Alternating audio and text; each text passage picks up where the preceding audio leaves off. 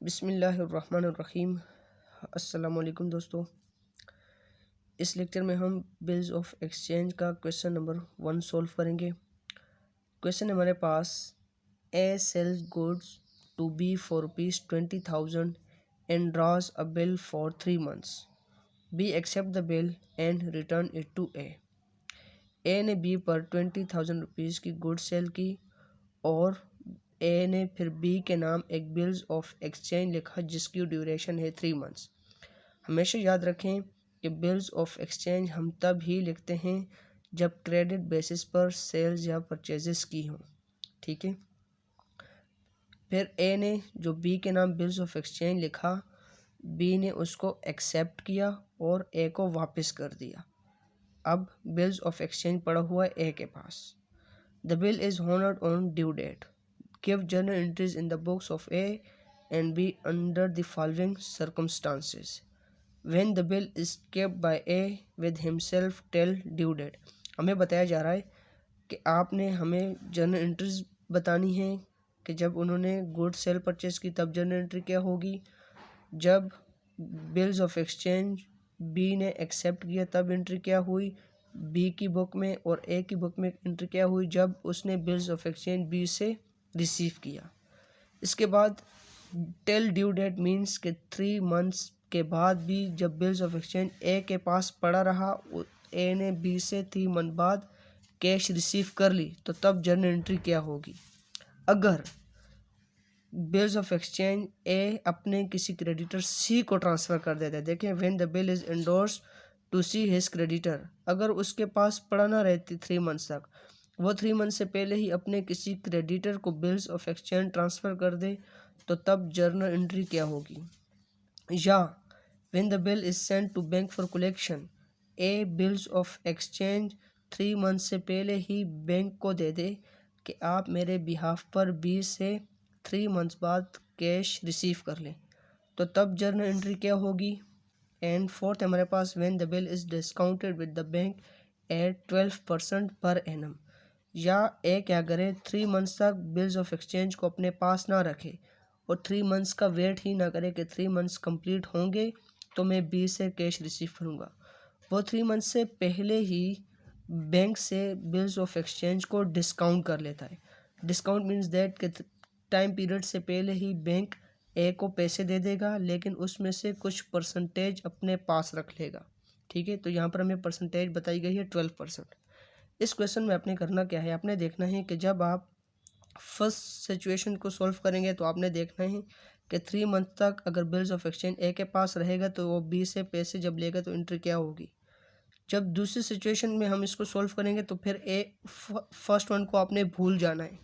आपने समझना है कि जब बिल्स ऑफ एक्सचेंज वो अपने किसी क्रेडिटर को, वो मीन्स ए अपने किसी क्रेडिटर को देगा तो तब एंट्री क्या होगी। थर्ड वन करेंगे तो फिर पहले दोनों को आपने भूल जाना है, ठीक है। तो क्वेश्चन समझने में आसानी होगी। क्वेश्चन को हम यहाँ पर स्टार्ट करते हैं फर्स्ट सिचुएशन से, जब बिल्स ऑफ एक्सचेंज ए के पास ही रहेगा टिल ड्यू डेट। यहाँ पर हमने लिखना है first one when the bills of exchange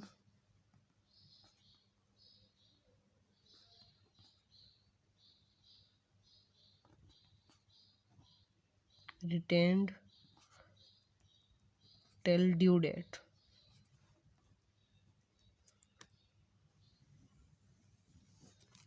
और यहाँ पर हमारे पास रिक्वायरमेंट है ए एंड बी की बुक्स ऑफ अकाउंट्स में।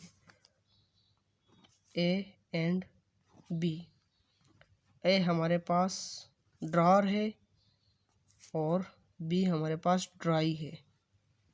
जो बिल्स ऑफ एक्सचेंज लिखता है वो हमारे पास ड्रॉर होता है और जिसके नाम बिल्स ऑफ एक्सचेंज लिखा जाता है वो ड्राई होता है, ठीक है। सबसे पहले हमने यहाँ पर एंट्री करनी है सेल परचेज की। तो मैंने आपको पहले ही बताया है कि cell purchase bills of exchange में जब आप करेंगे तो वो क्रेडिट बेसिस पे होगी। तो हमारे पास यहाँ पर एंट्री होगी B account to sales account. Logic मैं आपको बताता हूँ कि यहाँ पर हमने बी को डेबिट क्यों किया और सेल्स भी हमारे पास यहाँ पर क्रेडिट क्यों हुई। बी ए का डेटर है, क्योंकि क्रेडिट बेसिस पे सेल्स की तो बी से पैसे लेने हैं। बी डेटर है, डेटर्स एसेट्स होते हैं और एसेट जब इंक्रीज होते हैं तो डेबिट हो जाते हैं। यहाँ पर सेल्स गुड्स सेल की, ठीक है, तो गुड्स एसेट्स हैं और एसेट्स ए के लिए एसेट्स ए के डिक्रीज हो रहा है, इसलिए सेल्स को यहाँ पे क्रेडिट किया। बी के बुक्स ऑफ अकाउंट में यहाँ पर हमारे पास एंट्री होगी purchases account to A account 20,000 20,000। अब यहाँ पे देखें परचेजेस गुड्स परचेज की, गुड्स एसेट हैं और एसेट जब इंक्रीज होंगे तो डेबिट हो जाएंगे। और ए यहाँ पे क्रेडिट इसलिए हुआ क्योंकि बी ने ए को पैसे देने हैं, तो ए इसका क्रेडिटर है। क्रेडिटर्स लाइबिलिटीज होते हैं, लाइबिलिटीज जब इंक्रीज होते हैं तो क्रेडिट हो जाते हैं, ठीक है।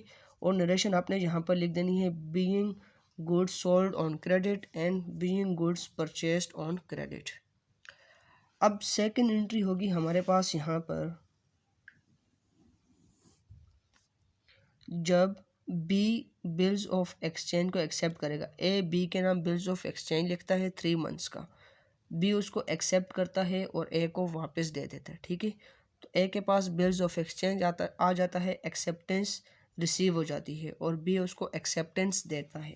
तो हमारे पास यहाँ पर एंट्री होगी bills receivable account to B account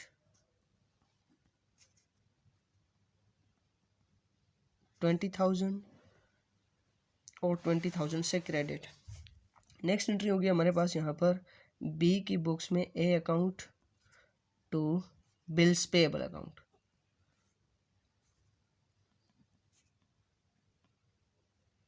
20,000 और यहाँ पर भी हमारे पास एंट्री होगी 20,000, ठीक है। नरेशन हमने यहाँ पर लिख देनी है बीइंग एक्सेप्टेंस रिसीव्ड, और बी एक्सेप्टेंस दे रहा है बिल्स ऑफ एक्सचेंज की, तो बी के अकाउंट में यहाँ पर एंट्री होगी बीइंग एक्सेप्टेंस गिवन। अब यहाँ पर देखें 3 मंथ्स तक बिल्स ऑफ एक्सचेंज ए के पास पड़ा रहा, 3 मंथ बाद बी ए को पैसे वापस कर देगा। तो यहाँ पर देखें एंट्री हमारे पास होगी cash account to bills receivable account 20,000 और यहाँ पर भी हमारे पास एंट्री होगी 20,000 की।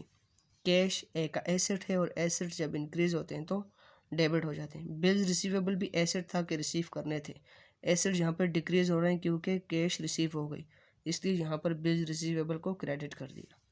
यहाँ पर बी के अकाउंट में एंट्री होगी bills payable account to cash account. Bills payable उसकी लाइबिलिटी थी, लाइबिलिटी डिक्रीज हो गई, डेबिट हो गई। कैश एसेट था, एसेट डिक्रीज हो गया तो क्रेडिट हो गया।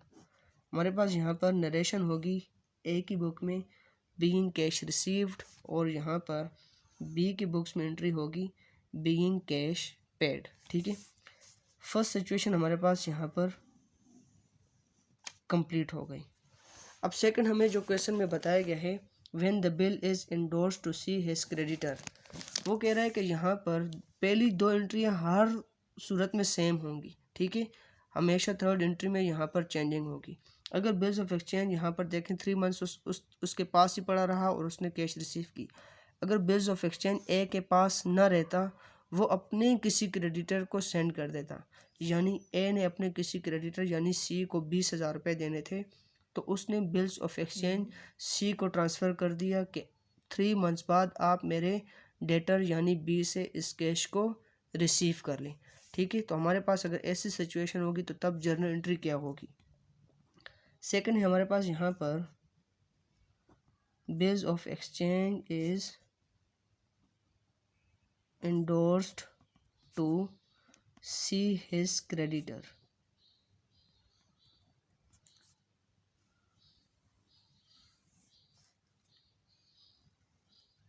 अब देखें पहली 2 एंट्री हमने की हुई हैं, यही सेम एंट्री यहाँ पर आ जाएंगी, ठीक है। हम थर्ड एंट्री को यहाँ पर करेंगे कि जब बिल्स ऑफ एक्सचेंज ए सी को ट्रांसफ़र कर देगा, तो हमारे पास यहाँ पर एंट्री होगी C account to bills receivable account 20,000 और यहाँ पर भी एंट्री होगी 20,000। ठीक है, अब देखें सी को यहाँ पर डेबिट इसलिए किया क्योंकि सी ए का क्रेडिटर था, क्रेडिटर्स लाइबिलिटीज़ होती हैं और लाइबिलिटी यहाँ पर डिक्रीज़ हो रही है इसलिए यहाँ पर डेबिट हो गई। बिल्स रिसीवेबल मींस के ए ने बी से कैश रिसीव करनी थी, अभी इसने कैश रिसीव नहीं करनी बल्कि कैश रिसीव करेगा सी, तो यहाँ पर इसके debtors at the same time decrease हुए। डेटर्स एसेट होते हैं और एसेट्स जब डिक्रीज़ होते हैं तो क्रेडिट हो जाते हैं। ठीक है, यहाँ पर हमारे पास नरेशन इसकी आपने लिख देनी है, being bills of exchange is transferred. अब देखें यहाँ पर हमारे पास बी की बुक्स में कोई भी एंट्री नहीं होगी क्योंकि बिल्स ऑफ एक्सचेंज पड़ा हुआ था ए के पास, ए ने डायरेक्टली सी को ट्रांसफ़र कर दिया तो बी यहाँ पे कोई भी एंट्री नहीं करेगा। ठीक है, थर्ड है हमारे पास यहाँ पर when the bill is sent to bank for collection, जब ए बिल्स ऑफ एक्सचेंज को अपने पास ना रखे बल्कि अपने बैंक को सेंड कर दे जिसमें उसका अपना अकाउंट बना हुआ है कि आप 3 मंथ्स के बाद मेरे बिहाफ पर बी से कैश रिसीव कर लें। ठीक है, तो तब हमारे पास जर्नल एंट्री क्या होगी, हम यहाँ पर लिखेंगे when bill is send for collection.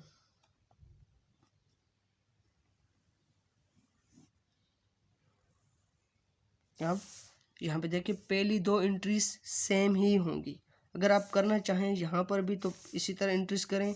Third entry में देखें वो अपने पास रख रहा था, ठीक है। अब दूसरी सिचुएशन में वो सी को सेंड कर रहा है तो आपने इस एंट्री को नहीं करना बल्कि इस एंट्री को कर देना जब वो सी को ट्रांसफ़र कर रहा है। अब वो बैंक को सेंड कर रहा है कि आप मेरे ब्याह पर कलेक्शन कर लेना, तो यहाँ पर हमारे पास एंट्री क्या होगी, बैंक फॉर कलेक्शन अकाउंट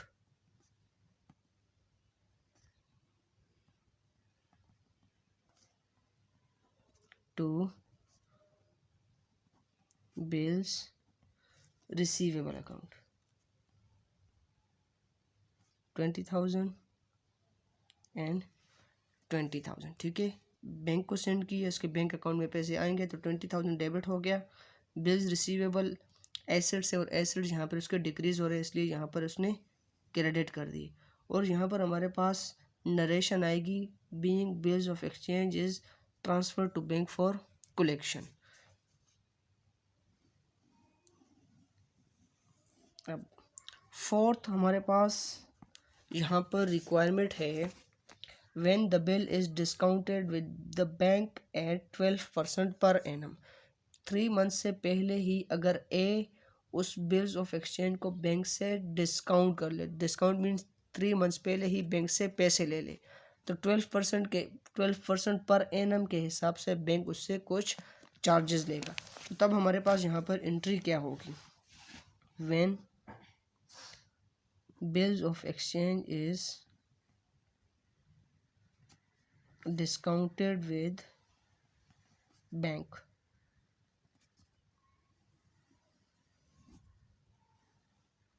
तो हमारे पास यहाँ पर एंट्री होगी bank account discount account to bills receivable account. अब यहाँ पे देखें बैंक को हमने डेबिट इसलिए किया क्योंकि जब बिल्स ऑफ एक्सचेंज डिस्काउंट किया जाएगा तो बैंक ए के बैंक अकाउंट में पैसे ट्रांसफ़र करेगा। बैंक एसेट है का, एसेट जब इंक्रीज होंगे तो डेबिट हो जाएंगे। डिस्काउंट जो बैंक उससे कुछ पैसे लेगा, ठीक है, डिस्काउंट उसका एक्सपेंस कंसिडर किया जाता है। डिस्काउंट जब इंक्रीज होगा तो ये भी डेबिट हो जाएगा। और बिल्स रिसीवेबल एसेट्स थे कि उसने पैसे लेने थे, अब बिल्स रिसीवेबल उससे उसके एसेट्स डिक्रीज़ हो रहे हैं at the same time, assets जब डिक्रीज़ होंगे तो क्रेडिट हो जाएंगे। अब हमारे पास यहाँ पर क्वेश्चन है कि बैंक के सामने कितनी अमाउंट आएगी, डिस्काउंट के सामने कितनी आएगी और बिल्स रिसीवेबल के सामने कितनी आएगी। तो यहाँ पर क्वेश्चन में देखें हमें बताया गया है कि बिल्स ऑफ एक्सचेंज लिखा गया है 3 मंथ्स के लिए, और यहाँ पर जो बिल्स ऑफ एक्सचेंज डिस्काउंट किया है बैंक के साथ, बैंक उसमें चार्जेस ले रहा है 12% पर एनम के हिसाब से, मतलब 12% का जो रेट है ये पूरे साल का है और बिल्स ऑफ एक्सचेंज की ड्यूरेशन है 3 मंथ्स। ठीक है, तो हमने यहाँ पर इसको कन्वर्ट करना है 3 मंथ्स में। तो यहाँ पे देखें 20,000 बिल्स ऑफ एक्सचेंज की टोटल अमाउंट है, मल्टीप्लाई बाय 20 डिवाइडेड बाय 100, ये रेट हो गया। यहाँ पर मल्टीप्लाई बाय 3 डिवाइडेड बाय 12 करना है हमने, सॉरी यहाँ परसेंटेज मैंने गलत चार्ज की। 20,000 मल्टीप्लाई बाय 12 डिवाइडेड बाय 100, ठीक है। ये हमारे पास 12 मंथ का रेट है। इसके बाद हमने यहाँ पर इसमें करना है 3 डिवाइडेड बाय 12, क्योंकि हमारे पास यहाँ पर 3 मंथ्स का बिल्स ऑफ एक्सचेंज है, तो हमारे पास यहाँ पर डिस्काउंट की अमाउंट आएगी 600, ठीक है। अब 20,000 बिल्स ऑफ एक्सचेंज की टोटल अमाउंट 20,000, इसमें से 600 डिस्काउंट है, तो ए को कितनी अमाउंट मिलेगी, 600 माइनस 20,000 कर दे तो 19,400, ठीक है। तो यहाँ पर देखें हमारे पास क्वेश्चन नंबर 1 कंप्लीट हो गया। उम्मीद है आपको क्वेश्चन अच्छी तरह समझ आ गया होगा।